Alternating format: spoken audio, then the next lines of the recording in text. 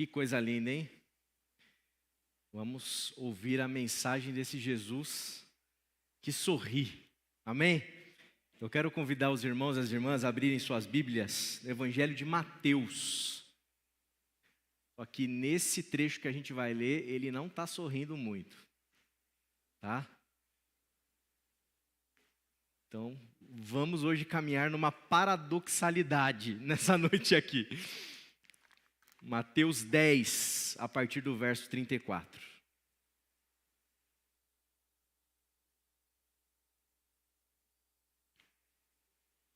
Mateus 10, a gente vai ler a partir do verso 34 até o verso 39, eu estou lendo a Nova Versão Internacional. O texto diz assim, palavras de Jesus: não pensem que vim trazer paz à terra. Não vim trazer paz, mas espada.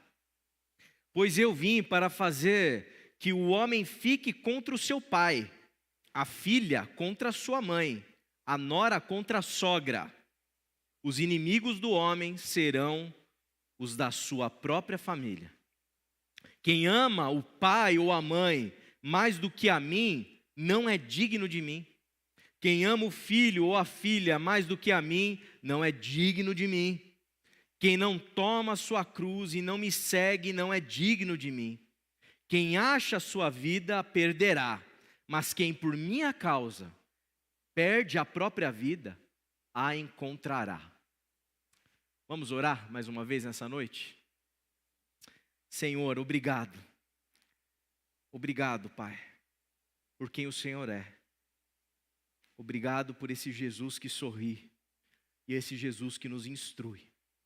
A gente te pede mais uma vez nessa noite e clama pela iluminação do Teu Espírito Santo, para que a gente seja capaz de discernir as Tuas palavras e para que elas possam produzir nos nossos corações, nas nossas vidas, o efeito que só o Senhor tem poder de fazer com que elas exerçam em cada um de nós.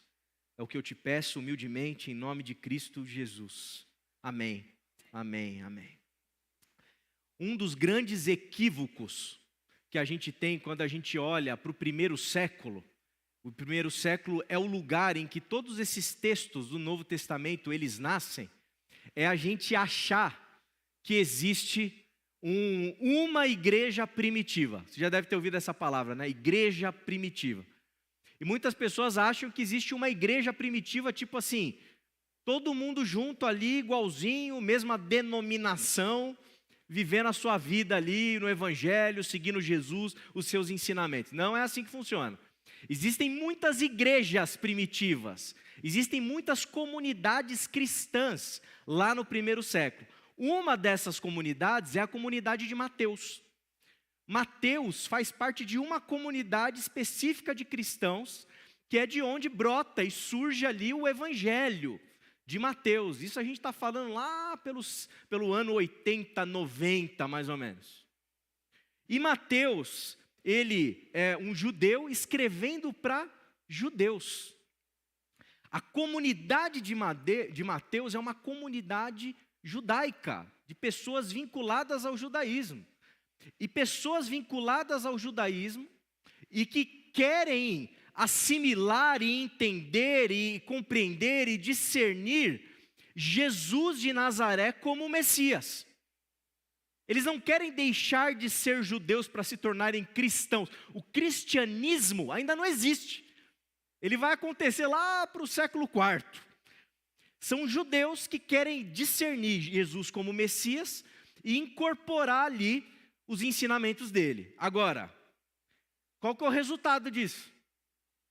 É encrenca, confusão. Mateus está lidando com uma, desculpa a palavra, né, mas uma bucha. Uma coisa extremamente difícil de fazer. Conseguir ali conciliar várias tensões, várias tendências dentro dessa comunidade. E é daí que brota um texto como esse. Um Jesus que falou, e Mateus ele resgata essa fala de Jesus justamente porque ela é pertinente para essa comunidade que está tensionada. Tensionada ao ponto de Mateus, bem como outros ali que receberam Cristo como Messias, estão tentando difundir a fé. Tem pai que não está falando mais com filho, tem filho que não está falando mais com pai. Tem mãe que está virando cara para a nora que está virando a cara para a mãe. Tem filho e pai, mãe e filho, e todo esse dilema familiar está sendo comprometido por conta desse anúncio do Evangelho e dessa tentativa de assimilar esse fato novo dentro da realidade cultural dessas pessoas. Bom, dito isso, quando a gente olha para o texto, a gente tem que entender uma coisa que me parece absolutamente óbvia. Jesus, nesse texto, ele não está fazendo nenhuma apologia à violência, Jesus não está fazendo apologia à guerra, Jesus não está fazendo apologia a pegar a espada e sair cortando a orelha dos outros, né? Tanto é que a gente já viu essa cena lá na frente, e Jesus cura aquele que teve a orelha decepada, porque ele não é dessa pegada. Agora, o que significa esse texto? Significa uma coisa muito óbvia. E eu digo óbvia porque nós mesmos, aqui no século XXI, a gente consegue constatar. Constatar o quê? Constatar o fato de que ser um discípulo de Jesus, ser uma discípula de Jesus, de verdade, em que a vida está absolutamente conectada com aquilo que a gente fala, com aquilo que a gente prega, e comprometidos, portanto, com a mensagem do Evangelho, isso gera mal-estar. Não há como você ser um discípulo de Jesus, uma discípula de Jesus, e não produzir incômodo. E a gente já vai ver um pouquinho à frente que esse incômodo não é que você produz o que você quer, é de graça. Você não precisa fazer nada para provocar esse incômodo. Nada.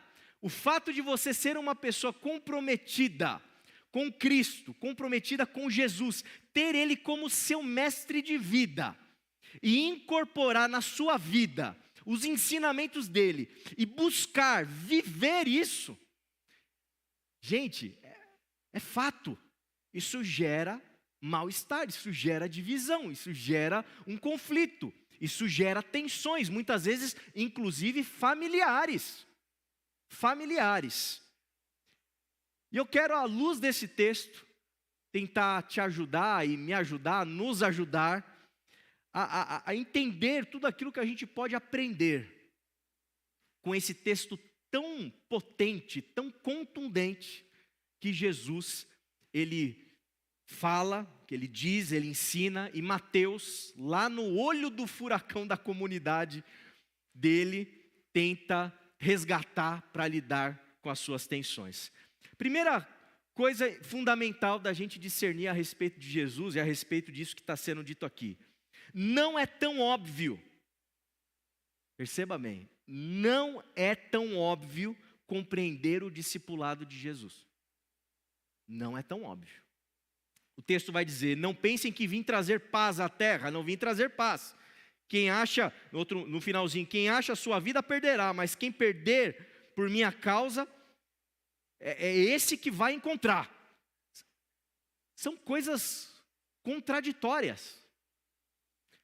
Experimentar o ensino de Jesus é adentrar um lugar cheio de paradoxos, cheio de coisas que não são tão óbvias e tão claras, e exige da gente algo.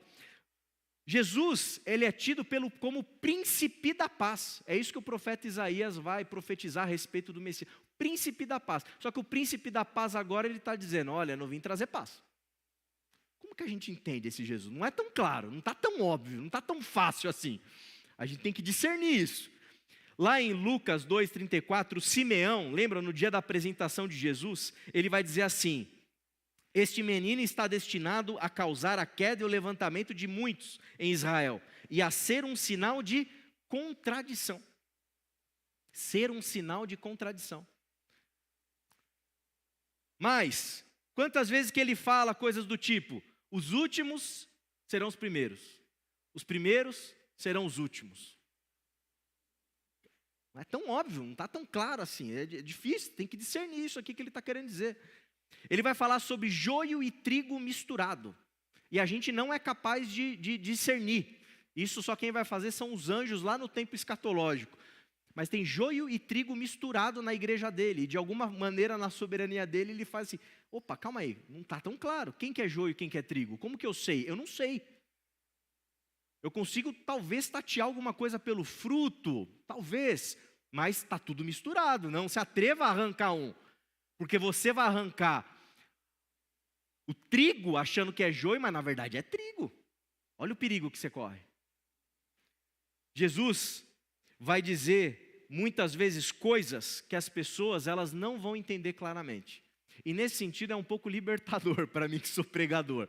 Não é porque a gente que prega, eu imagino você que também que está aqui nessa noite, que é pregador, que prega o evangelho, a gente se esforça, né, César? Muito, né? Para poder transmitir a coisa o mais clara possível. O mais, assim, mitigar todos os riscos dessa comunicação falhar. Mas ao longo da minha vida pastoral, eu posso afirmar com você com absoluta certeza, por mais que você se esforce em pregar o evangelho, tem gente que não vai entender, e você percebe isso, e eu acho que não é um problema necessariamente, pode ser, né? Não é um problema necessariamente nosso como pregador, mas eu acho que o conteúdo da mensagem, o ensino do próprio Jesus, mostra para a gente que não é tão óbvio assim, compreender aquilo que Jesus está querendo nos dizer e está querendo nos ensinar. E percebam, o incômodo, o desconforto, inclusive a vontade de matar Jesus, ela surge de quem? Lá no texto sagrado, lá nos evangelhos, da própria comunidade religiosa. Os próprios religiosos são eles que querem matar Jesus. São eles. O incômodo, muitas vezes, em relação ao evangelho hoje, na contemporaneidade, nesse tempo presente, nesse momento histórico que a gente está vivendo, o incômodo em relação ao evangelho, ele não surge de ateus. Não são ateus que estão preocupados com o evangelho, estão incomodados com a igreja. Não é o mundo secular, muitas vezes é de dentro da própria igreja, do próprio fenômeno religioso cristão, evangélico, que surge gente incomodada com o próprio Jesus. Eu vou dar 2 exemplos para vocês disso. Gente, vocês já assistiram The Chosen? Quem já assistiu? Levanta a mão. Gente, é claro, aquilo não é o texto bíblico, né? Aquilo lá é uma obra de arte, tem toda uma liberdade poética, etc, etc, etc. Mas olha, eu estudo teologia há muitos anos, e eu posso te afirmar com muita certeza, com muita tranquilidade, que o trabalho histórico, exegético, bíblico que aqueles caras fizeram é sensacional. É sensacional. É muito, muito, muito, muito bem feito. Parece que eu leio o texto vendo, parece. Eu recordo o texto. De tão profundo, de tão certeiro, uma capacidade de discernimento. Tem gente da igreja hoje em dia que está dizendo assim, não, esse Jesus do The Chosen não está certo, não, é muito sorriso. Muito sorriso, está muito bonzinho esse Jesus. Gente, eu não sei se você fica conformado com isso, eu fico. Eu acho assim, surreal, é surreal. Como The Chosen incomoda as pessoas, como Jesus dos evangelhos incomoda as pessoas. E não pessoas novamente ateias, crentes. Gente que frequenta igreja, que escuta a mensagem, que é religioso. O The Chosen incomoda. Olha como não é tão simples discernir o evangelho, gente. Hoje em dia a gente vive um tempo, estava conversando esses tempos atrás com um pastor amigo, o pastor Edson Nunes, e a gente falava, hoje em dia é um escândalo você dizer assim, Jesus é a chave hermenêutica. Jesus é a chave que você usa para interpretar o texto bíblico, interpretar a vida. Dependendo onde você fala isso, e provavelmente talvez alguém esteja me assistindo e deixe um comentário no YouTube, vai me chamar de herege. Porque Jesus é a chave de leitura do texto bíblico e da vida. Gente do céu, que mundo, que lugar que a gente chegou. Se você pegar a declaração doutrinária dos batistas brasileiros, tem um parágrafo inicial que fala exatamente isso. E eu tenho até medo um dia dos caras revisitarem e quererem tirar isso de lá. Na última revisão, eu tomei a liberdade de pegar um dos caras que estava revisando lá, falei para ele assim, olha, pelo amor de Deus, só não tira isso. Só não tira isso.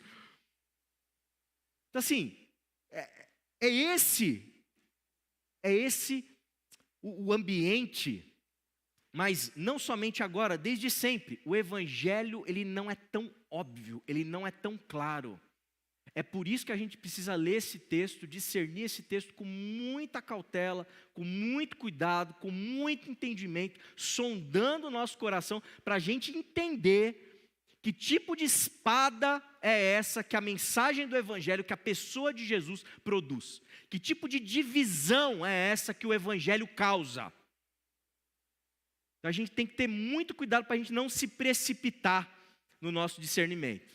A gente aprende também nesse texto, e eu acho que cada item aqui vai complementando e vai elucidando o outro, que essa, entre aspas, cultura de Jesus, essa maneira de Jesus enxergar a vida, o mundo, os ensinamentos de Cristo, se chocam com todos os outros tipos de cultura. A mensagem do reino de Deus e do Evangelho, ela é essencialmente contracultural. Sempre ela será contracultural. O texto vai dizer, pois eu vim para fazer o que o homem fique contra o seu pai, a filha contra a mãe, a nora contra a sogra. Os inimigos do homem serão os da sua própria família. Por quê? Porque na medida em que você é um filho, que assume para você o Evangelho e assume que você é discípulo de Jesus e se compromete visceralmente, interiormente com essa realidade, se o seu pai, se a sua mãe, se o teu filho, se a tua filha, se o teu chefe, seja lá quem tiver ao seu redor, não tiver comprometido com isso, você pode ter certeza absoluta, vai ter um choque cultural entre aquilo que você está refletindo a partir de Jesus e aquilo que está ao seu derredor, na vida e nas culturas das pessoas que estão ao redor de você. Como a gente bem lembrou ontem, lá no PG dos Jovens, e o Edinho trouxe esse ponto aí, né? Jesus, ele é Senhor. E o título de Senhor, que lá no grego é Kyrios, era utilizado para César.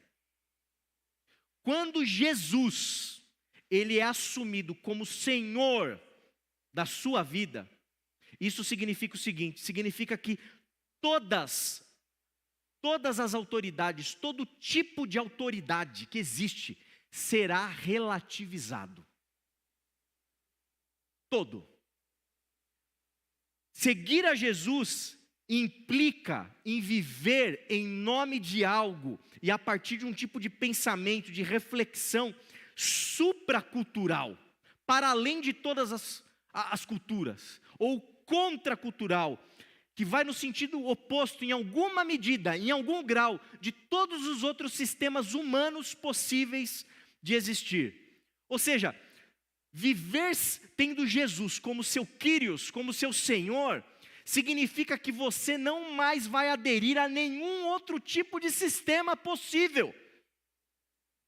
E todos os tipos de sistemas que você possa aderir ou possa se vincular, isso será feito de maneira absolutamente crítica, e você sempre vai relativizar essa relação, porque o seu compromisso último é com o Kyrios, com o Senhor, com Jesus de Nazaré. Em outras palavras, o que eu estou te dizendo? Eu estou te dizendo que talvez o que o teu pastor te ensinou quando você era criança estava errado. E você tem que revisitar isso aí. Porque o teu compromisso não é com o pastor, o teu compromisso é com o Senhor Jesus. Eu estou te dizendo que talvez o que a tua mãe, a tua avó, teu pai, teu avô te ensinou a respeito do Evangelho, a respeito de religião, a respeito de Jesus, talvez esteja errado. Errado. E o teu compromisso não é o com que os seus pais te ensinaram, mas é com o Senhor Jesus. E na medida em que você entende quem Ele é, o que Ele ensinou, com o que você está comprometido, esse vínculo, e é um vínculo pesado, complicado, porque é um vínculo afetivo, é um vínculo familiar. Foi o seu paizinho, foi a sua mãezinha, foi o seu vovô, foi a sua vovó que te ensinou de um jeito. Mas na medida em que o seu compromisso está com Cristo, aquele ensinamento do passado tem que ser revisitado, tem que ser atualizado, tem que ser ajustado, tem que ser criticado. Afinal de contas, o nosso compromisso está com quem? Com quem está nos ensinando ou com o Senhor da mensagem? É com o Senhor da mensagem. E não necessariamente somente os parentes, mas a gente precisa, e eu quero deixar isso bem claro, o Evangelho de Cristo, o ensinamento de Jesus, ele não cabe, irmãos, prestem atenção nisso, não cabe em um partido político. Não tem partido político de qualquer espectro ideológico capaz de assumir que o que ele propaga é a mensagem do Evangelho puramente. Não há essa pureza. Não há essa pureza em nenhum tipo de candidato político. Não há. A gente não pode depositar as nossas expectativas em uma pessoa, em um ser humano, achando que ele é a representação máxima do Evangelho. Não o é. Porque quem é o Senhor, é o Kyrios, é o nosso Senhor Jesus. Ele é o Senhor. Não existe uma teologia capaz de se colocar como a verdadeira teologia. Não há uma teologia sistemática, uma sistematização teológica capaz de se colocar como aqui, essa teologia, nesse livro de 1000 páginas, está o Evangelho puro. Puro e simples, como diria o C.S. Lewis. Não há essa possibilidade. Porque isso só existe no Senhor. Não há nenhum tipo de ideologia, de esquerda, de direita, de centro, capaz de abarcar a essência pura, completa e plena da mensagem do Evangelho da pessoa de Jesus. Não há essa possibilidade. Por isso, meu irmão e minha irmã, você precisa ter muita atenção, muita capacidade de discernir, porque as coisas não são tão óbvias. E mais, o Evangelho, ele é uma força contracultural. Por isso, quando você começar a viver, falar e caminhar seguindo o seu mestre com autenticidade e verdade, não tenha dúvida, isso vai gerar choques, tensões. Onde você estiver, no contexto que você estiver, obrigatoriamente, em maior ou menor grau, mas algum conflito, alguma tensão vai ter, porque não tem nenhum ser humano que é capaz de manifestar plenamente o reino de Deus. Não há essa possibilidade. E eu digo mais uma coisa que eu acho que é fundamental aqui. A igreja, na sua natureza, se a gente pode dizer na sua essência, ela é contracultural. E sempre o será. Sempre o será.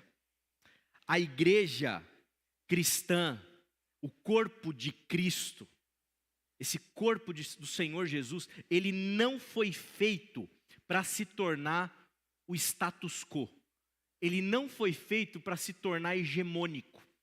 Ele não foi feito para se tornar, sabe, aquele que dita para os outros tudo como vai funcionar, independente da sua crença, da sua religião, etc. Não. A igreja de Jesus, conforme a gente vê na história, é uma igreja em muitos momentos perseguida, justamente pelo fato dela ser contracultural, perseguida. Quantos mártires nós não tivemos? O problema é que a partir do século IV, como eu comentei, o Império Romano, ele assimila o cristianismo como religião oficial.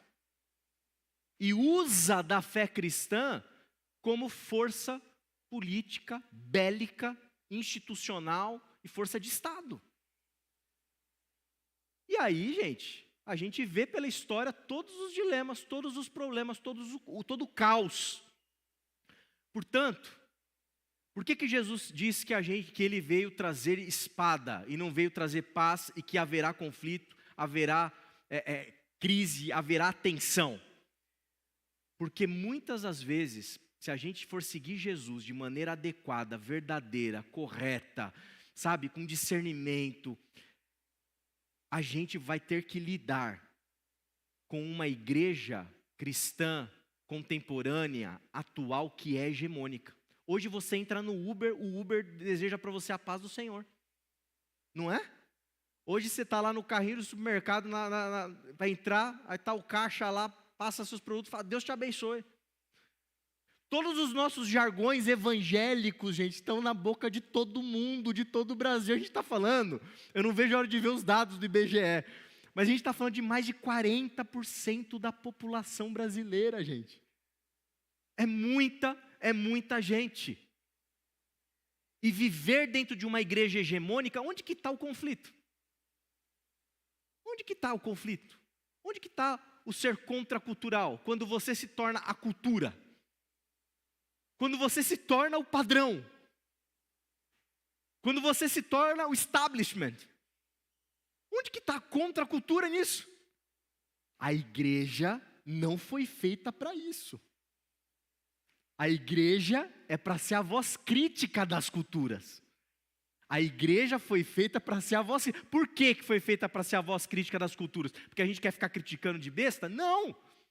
É porque nenhuma cultura, nenhum sistema, nenhum partido, nenhum político, nenhuma ideologia, nenhuma teologia é capaz de manifestar plenamente o reino de Deus.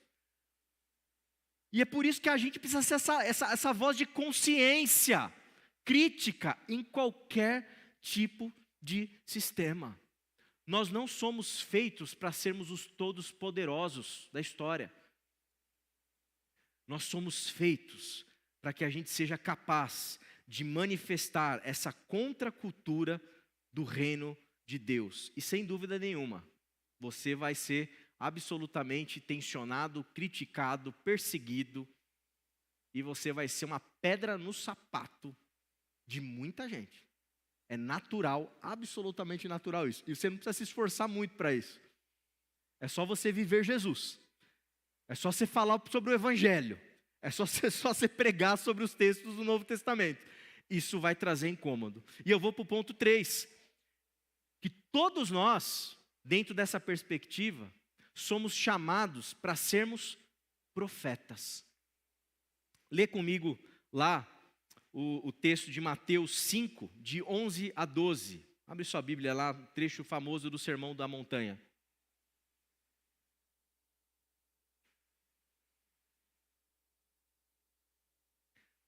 Jesus vai dizer: bem-aventurados serão vocês quando por minha causa os insultarem, os perseguirem e mentindo disserem todo tipo de mal contra vocês. Alegrem-se e regozijem-se, porque grande é a sua recompensa nos céus, pois da mesma forma perseguiram os profetas que viveram antes de vocês. E eu volto para o texto originário da nossa mensagem. Quem ama o pai ou a mãe mais do que a mim, não é digno de mim. Quem ama o filho ou a filha mais do que a mim, não é digno de mim. Quem não toma a sua cruz e não me segue, não é digno de mim. Viver Jesus é viver como um profeta. E um profeta radicalmente comprometido com o autor da profecia e com o conteúdo dessa profecia. E a consequência natural de quem vive como profeta é o quê? É ser perseguido. E você, quando for perseguido, quando você se tornar uma pedra no sapato de alguém, quando você produzir de alguma maneira, através do evangelho, que vai estar exalando de você e produzir desconforto, se alegre, porque da mesma maneira perseguiram os profetas no passado. É isso que Jesus está dizendo. Se alegre, fique feliz com isso, fique feliz com isso, porque o evangelho, se vivido, se praticado, se buscado, se nós assumirmos esse discipulado em que eu tenho radicalmente o meu mestre, Jesus de Nazaré, como meu Senhor, como meu Quírios, ele vai confrontar, obviamente, a nossa própria vida e tudo aquilo que tiver ao redor. Tudo aquilo que tiver ao redor. Ele vai relativizar todas as bússolas capazes de fornecer sentido para a humanidade.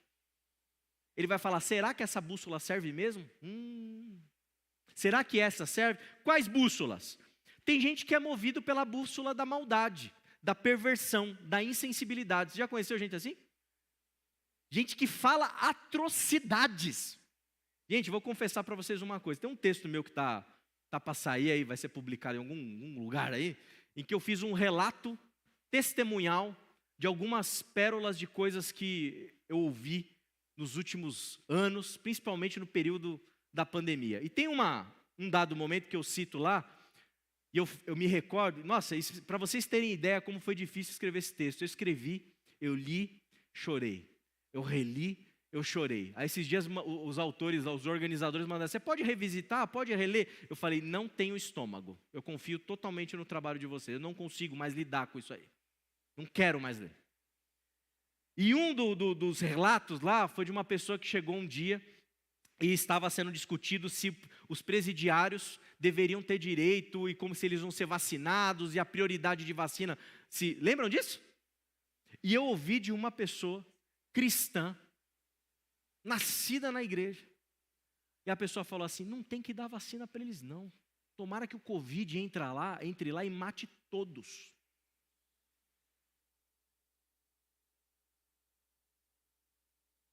Que bússola é essa?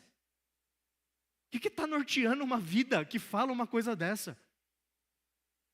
O que está norteando? O que produz sentido no coração de um ser humano que vai para esse caminho, gente? E verbaliza. Já seria terrível de se cultivasse essa ideia dentro do coração. Mas verbaliza. Gente que fala, cristãos que defendem pena de morte, assim como se discutisse que se gosta de chicabom ou de tablito.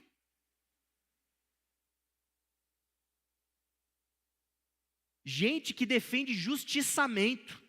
Sabe o que é justiçamento? É linchamento. Gente que banaliza a dor. Que bússola é essa? Gente, não tem jeito. Se você é do Evangelho, se você é de Jesus, e você está nesse lugar que eu estive, e a pessoa solta uma dessas, eu não preciso falar nada. Talvez o meu não falar, e minha cara de borocochô, assim, sabe? Acaba com o clima. E graças a Deus que acaba, porque eu acho que tem que acabar mesmo. Porque Jesus não veio trazer paz, Ele veio trazer espada. Entenderam qual que é o ponto? O Evangelho relativiza as bússolas que dão sentido na nossa vida. Quer ver outra bússola? Dinheiro. Dinheiro. Eu me lembro quando eu era adolescente, tinha lá os meus 12 anos, 13 anos de idade, e um dado momento um parente meu chegou perto de mim e falou assim, André, o que você quer fazer quando crescer? Eu falei, não sei ainda. Então, eu sou da TI, o cara falou para mim, eu sou da TI. Não seja programador, que programador não dá dinheiro, você tem que ser analista de sistemas. Ele falou para mim na época, analista de sistemas é que dá dinheiro. Cara, eu assumi aquilo para mim, eu falei, eu já sei o que eu vou ser. Eu vou ser analista de sistemas, e me tornei analista de sistemas, 14 anos analista de sistemas. Tá certo você decidir o rumo da tua vida por aquilo que dá dinheiro?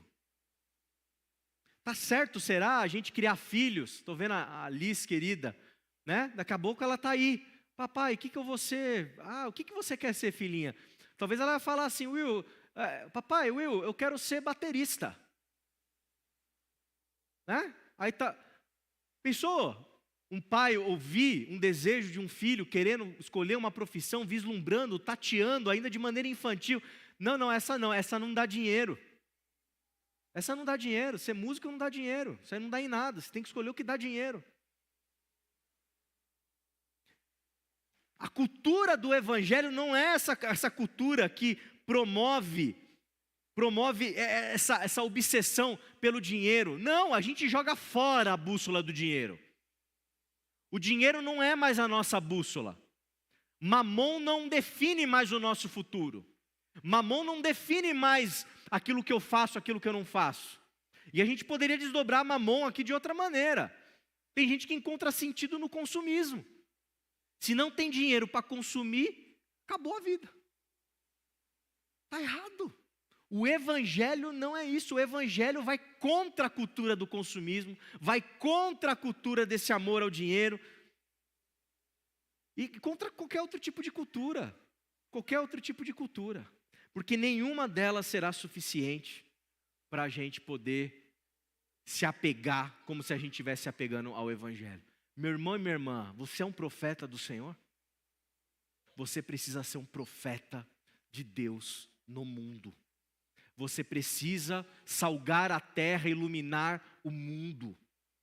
Nós somos chamados para viver e experimentar as palavras de Jesus na nossa vida, nos nossos atos, deixando elas impactarem as nossas entranhas, adentrarem a nossa alma e destituírem todo tipo de bússola equivocada, todo tipo de outros senhores, para que a gente possa tão somente ser guiado pelo nosso Senhor Jesus Cristo.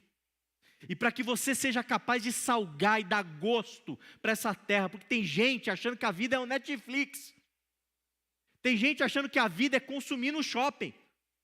Tem gente que acha que a vida é dinheiro. Tem gente que acha que a vida é o sucesso. E não é assim. E não é assim, não deve ser assim. Seja um profeta de Deus nesse mundo. Seja um profeta de Deus na sua família. Seja um profeta de Deus junto dos seus filhos, das suas filhas.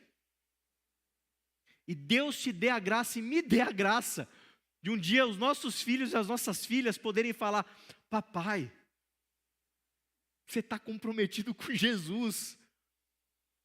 Papai, você está comprometido com Jesus de Nazaré, Ele é a tua bússola. Eu quis ser astrofísico, filhinho falando para o papai, e você deixou eu ser.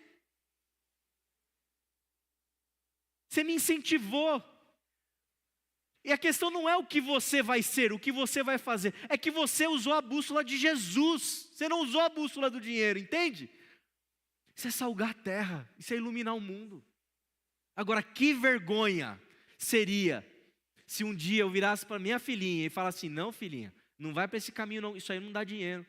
Mas papai, mas e o evangelho que você prega domingo? Pensou? Gente, acho que eu pego minhas coisas ali e vou embora. Acabou. Então a gente precisa entender isso, nós precisamos ser profetas, salgar essa terra, iluminar esse mundo, fazer diferença na nossa casa, fazer diferença nos nossos almoços familiares, produzir consciência. Não estou falando lá para você chutar o balde lá e acabar com o almoço e falar: eu sou de Jesus, vocês não prestam, tal. Não é isso que eu estou dizendo, pelo amor de Deus. O discernimento com sabedoria, mas gente, tem que dar botar uma pimentinha ali nesse almoço. Tem que botar. Você não pode ouvir coisas loucas, bússolas insanas, e negar que você é um discípulo do Nazareno. Não dá. Por fim, esse processo, como vocês estão percebendo, é um processo absolutamente dolorido. Ser profeta é dolorido. Ser profeta implica numa coisa que muitas vezes incomoda muitas pessoas, que é o fato de você não conseguir ficar bem com absolutamente todo mundo. Não dá para ser de Jesus e agradar todo mundo. Não dá para ser de Jesus e topar tudo. Não dá para ser de Jesus e achar que está tudo certo. Não dá, é uma impossibilidade. A gente não consegue ser esse diplomata celestial na terra e agradar todo mundo. Não tem como. E como eu te disse no começo da mensagem, talvez você vá desagradar de graça. De graça. Às vezes você vai estar lá fazendo as suas coisas, seguindo a sua vida, fazendo a sua história, fazendo a sua profissão. E você não falou com ninguém, você não confrontou ninguém nem nada. Mas o teu modo de viver, a tua ética, o teu modo de se portar, o teu modo de se guiar, vai ofender as pessoas. É ofensivo para muita gente você falar assim, que você não toma decisão pautada no dinheiro. Tem gente que fica de cabelo em pé. De cabelo em pé. É ofensivo. Então você vai muitas vezes ser perseguido de graça. Mas irmão, irmã, você não está sozinho. Você não está sozinha nessa caminhada. É por isso que a comunidade de Jesus é uma comunidade maravilhosa. É por isso que estar lá no PG é estar num ambiente maravilhoso. Por isso que vir para cá num domingo à noite como esse é um ambiente maravilhoso. Porque se você toma umas pedradas, eu tomo as minhas, e a gente se junta aqui, a gente se cura. A gente experimenta o bálsamo do Senhor. A gente encontra a força do Espírito Santo. Aqui a gente renova a nossa fé. Aqui a gente entende e compreende o porquê da pedra, o porquê que ela está vindo na nossa direção. A gente dá nome aos bois. A gente compreende o que a gente está, contra o que a gente está lutando, quem que a gente está desafiando, qual é o nome desses poderosos, entendem? E a gente cresce, a gente amadurece, a gente ganha consciência. E a gente sai daqui, porque o objetivo não é ficar aqui. O objetivo é sair daqui, ir para o mundo, ir para o mundão. Olha o que o pastor está ensinando para você, ir para o mundão. Mas ir para o mundão para quê? Para ser sal da terra, para ser luz do mundo, para ser profeta de Jesus, nesse mundo, nesse tempo. E chegar para o povo e falar assim, meu Jesus sorri. Eu gosto do Jesus do The Chosen. Fala para as pessoas assim, compartilha desse Jesus. Você vai ver, você vai sofrer pedrada. Aí você volta para cá e a gente fica falando desse Jesus. E a gente compartilha, a gente aprende, a gente cresce. E a gente vem ouvir o poema da Marise. A gente volta para lá de novo, e aí você fala, Jesus é minha chave hermenêutica. Aí você se lasca nas redes sociais, o pessoal te cancela, mas você volta para cá. Porque aqui é o lugar de Jesus ser o nosso centro. Afinal de contas, não é isso que a gente canta? Jesus é o centro, Jesus é tudo. Jesus é o mestre, Jesus é o Senhor, Jesus é o Quírios. Irmão, irmã, como que está a sua vida de seguidor de Jesus, de seguidora de Jesus? Será que ela não está muito boa? Será que ela não está muito confortável? Será que ela não está muito flat? Será que ela não está muito tranquilona? Será que você, poxa, agora a gente dominou tudo. Agora nós somos maioria, agora está tudo em casa, está tudo tranquilo, está tudo favorável. A gente consome o nosso gospel, a gente tem nossas músicas, a gente tem nossos políticos, a gente tem a nossa certeza, a gente tem nossas bíblias, a gente tem tudo nosso. Será que a gente não está muito na zona de conforto? Eu queria te dizer, se você está vivendo uma vida muito na zona de conforto, está tudo bom, está tudo tranquilo, está tudo favorável, está tudo certinho, você não vem pedrada de lugar nenhum, não tem pedra no sapato, ninguém sabe nada, cuidado, cuidado. Muito provavelmente, eu ouso dizer que você foi assimilado por algum tipo de cultura desse tempo, criada por homens, que pode até ter o nome de Jesus lá dentro. Mas se está tão confortável assim, tem alguma coisa de errado. Porque Jesus não veio trazer paz, Ele veio trazer espada. E a mensagem dele é uma espada de 2 gumes. E ela adentra. E ela é profunda. E ela vai, sabe, gerando desconfortos nas nossas entranhas. Agora, se você está enfrentando dores, pedradas, perseguições, por ser alguém que resiste diante de todas as tentações, de todos os reinos do mundo que o Satanás nos oferece diariamente, mas se mantém firme em Jesus Cristo, não cedendo, não vendendo a tua alma para absolutamente nenhum tipo de sistema, nenhum tipo de cultura, nenhum tipo de ideologia, mas se mantém firme em Jesus. Meu irmão e minha irmã, estamos juntos. Estamos juntos. esse aqui é o lugar da resistência. Esse é o lugar aqui da gente conseguir força, da gente nutrir a nossa fé, da gente persistir, caminhando e seguindo Jesus de Nazaré, esse que sorri, não o carrancudo, o que sorri, o da Marise, o do poema, esse Jesus. Saiba que você está numa comunidade de fé, nós fazemos parte de um corpo, em que a gente está junto nesse processo. E por mais difíceis que sejam as lutas lá fora, a gente tem irmãos e irmãs para a gente se dar as mãos, para a gente se amar, para a gente se edificar mutuamente, para a gente crescer na fé, crescer no conhecimento do Filho de Deus e caminhar, seguindo, perseverando, insistindo e resistindo em nosso compromisso com o nosso Quírios, com o nosso Senhor. Porque Ele é o único e não há nenhuma outra autoridade que seja dona do meu e do seu coração. Amém? Eu quero te convidar a curvar sua cabeça nesse momento.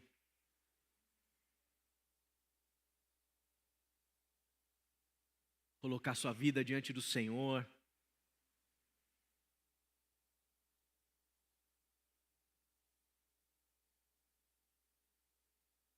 Silenciar na presença de Deus. Eu tenho total consciência de que não é uma mensagem light, de boa. Mexe com a gente. Que é assim que Jesus faz mesmo. Quem é você, meu irmão, minha irmã? Quem é você? Será que você não é o que persegue? Será que você não é o que taca a pedra? Será que você não é aquele que traz desconforto e incômodo para aqueles que estão seguindo verdadeiramente Jesus? Eu queria te convidar a sair da sua zona de conforto nessa noite. Repensar a tua caminhada, o teu discipulado com Jesus. Repensar, pelo menos se abrir para repensar. Porque seguir a Jesus é um caminho maravilhoso, é um caminho que vale a pena, é um caminho, cheio de encanto, cheio de beleza. Mas é um caminho de profeta. É um caminho de resistência. É um caminho de confiança de que a nossa recompensa não está aqui.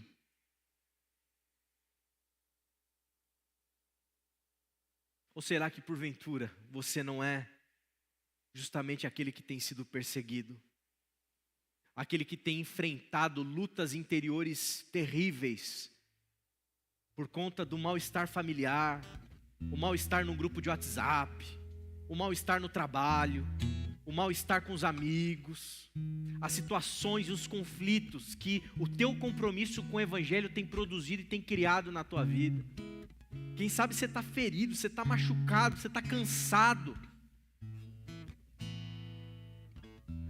Quem sabe você está desanimado, você está desesperançoso. Irmão e irmã, força. Irmão e irmã, abre teu coração para o Espírito Santo te encher, porque tu és uma testemunha do Evangelho nessa terra. Você é o sal, você é a luz, porque onde a planta dos teus pés pisarem, ali entra um embaixador de Cristo, e vai desagradar esquerda, direita, centro, abaixo, cima, todos os lados, mas você vai trazer luz, você vai iluminar, você vai salgar,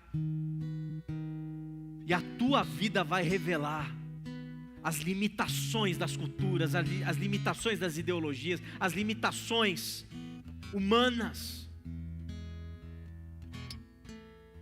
Força, persevere, continue, porque o Senhor é contigo. O Senhor é contigo. Não ceda à tentação de se curvar e de se prostrar para se tornar palatável. Insista, persista e resista, anunciando o Cristo, o Senhor, que é todo amor, que é radicalmente contra a guerra, qualquer uma, que é radicalmente contra a perversão, a perversidade, é radicalmente contra todo tipo de violência, é radicalmente contra todo tipo de descriminalização, é radicalmente contra todo tipo de preconceito, é radicalmente contra tudo aquilo que desumaniza.